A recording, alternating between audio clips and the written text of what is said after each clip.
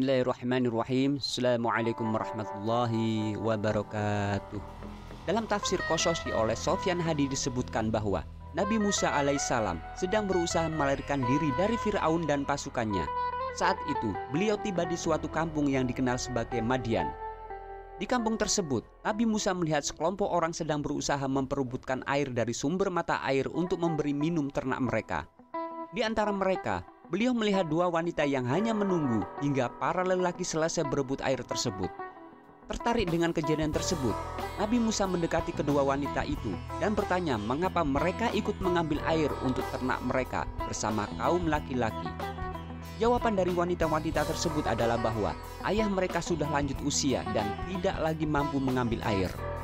Setelah mendengar jawaban tersebut, Nabi Musa dengan baik hati membantu mereka dengan memberi minum ternak yang dimiliki oleh keluarga wanita tersebut. Setelah menyelesaikan tugas tersebut, Nabi Musa beristirahat di bawah sebatang pohon sambil berdoa kepada Allah, memohon petunjuknya. Sementara itu, kedua wanita tersebut kembali pulang dan bertemu dengan ayah mereka yang ternyata adalah Nabi Syu'aib. Kemudian, kedua wanita itu menceritakan kejadian yang terjadi kepada Nabi Syu'aib. Mendengar cerita tersebut, Nabi Syu'aib memerintahkan anaknya untuk mencari orang yang telah membantu mereka. Salah satu putri Nabi Syu'aib pergi mencari Nabi Musa dan menemukannya berada di bawah pohon. Wanita tersebut meminta Nabi Musa untuk mengikuti panggilan ayahnya. Selama perjalanan, Nabi Musa meminta wanita tersebut untuk berjalan di belakangnya, membimbing jalan menuju rumah mereka. Hal ini dilakukan karena Nabi Musa khawatir bahwa wanita tersebut mungkin merasa tidak nyaman jika wanita itu berjalan di depan.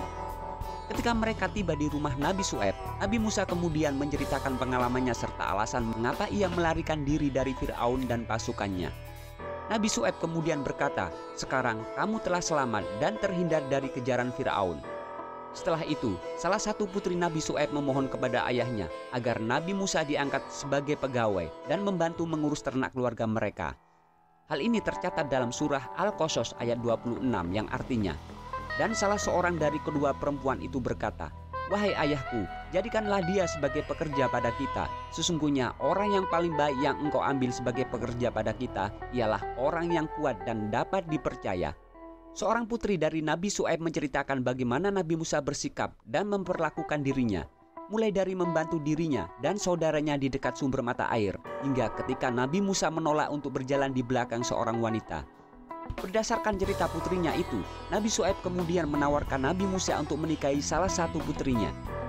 Sejak saat itu, Nabi Musa secara resmi menjadi pegawai dan menantu Nabi Syu'aib. Akhirnya, Nabi Musa menikahi putri Nabi Syu'aib yang bernama Syafura. Nabi Syu'aib juga mengusulkan agar Nabi Musa tinggal bersamanya selama 8 tahun untuk bekerja dan belajar. Namun, Nabi Musa memutuskan untuk tinggal selama 10 tahun. Seperti yang dinyatakan dalam surah Al-Qasas ayat 27 yang artinya, Syekh Mardian berkata, "Sesungguhnya aku bermaksud ingin menikahkan engkau dengan salah seorang dari kedua anak perempuanku ini, dengan ketentuan bahwa engkau bekerja padaku selama 8 tahun, dan jika engkau sempurnakan 10 tahun, maka itu adalah suatu kebaikan darimu, dan aku tidak bermaksud memberatkan engkau. Insya Allah, engkau akan mendapatku termasuk orang yang baik."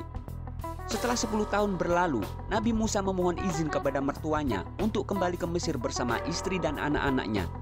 Selama perjalanan pulangnya, saat berada di lembah tua, Nabi Musa menerima perintah dari Allah untuk mengajak Fir'aun kembali kepada jalan Allah. Allah juga memberikan mukjizat kepada Nabi Musa berupa sebuah tongkat. Tongkat tersebut dapat berubah menjadi ular dan membelah lautan. Menurut buku nama-nama Nabi dalam Al-Quran yang ditulis oleh Aryani, Nabi Musa dilahirkan oleh seorang wanita bernama Yukabat. Pada saat kelahirannya, bayi laki-laki yang baru lahir dibunuh oleh Bani Israel atas perintah Fir'aun. Yukabat yang khawatir akhirnya memasukkan Nabi Musa kecil ke dalam sebuah peti untuk dihanyutkan ke sungai Nil.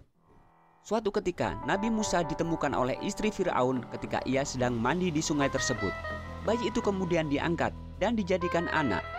Nama Musa sendiri diberikan oleh istri Fir'aun, di mana Mu berarti air dan Sa memiliki arti pohon.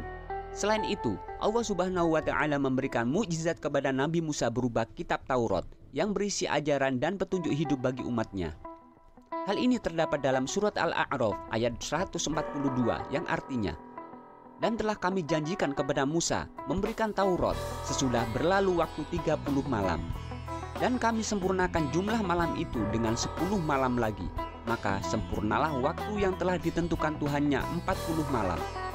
Dan berkata Musa kepada saudaranya yaitu Harun, gantikanlah aku dalam memimpin kaumku dan perbaikilah, dan janganlah kamu mengikuti langkah orang-orang yang membuat kerusakan. Wallahu a'lam bishawab. Wassalamualaikum warahmatullahi wabarakatuh.